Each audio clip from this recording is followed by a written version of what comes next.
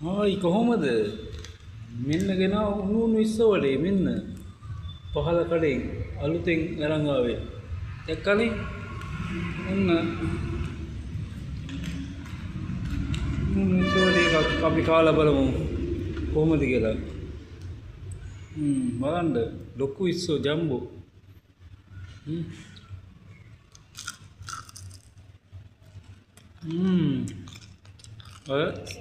රස කියන්න වචන සුපිරියක් පහල කඩේ මාමගෙන් අරන් ආවේ නියම ඉස්සෝ හොඳට තියෙන රහසට හොඳට බෙදලා තියෙනවා හොඳ ක්‍රිස්පි වෙලා තියෙනවා අපි මිරිස් කෑල්ලකුත් කමු ඒකම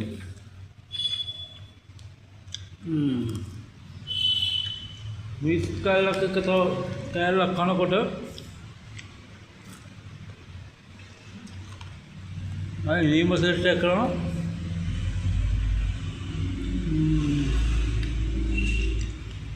අපි මේක ලකුණු කීයක් දෙනවද? ඔව් 10න් 10ම දෙන්න ඕනේ. ඒත් මම සාමාන්‍යයෙන් 10න් 10ම දෙන්නේ අක්දම්ම ක්වොලිටි තිබ්බොත් විතරයි. ක්වොලිටි අඩු කියන නෙවෙයි. තව ටිකක් රස තිබුණා නම් 10න් 10 දෙනවා. මේක 10න් 8මාරක් දෙනවා. හරි කියලා වැඩක් නැහැ රසයි. ඇත්තටම අය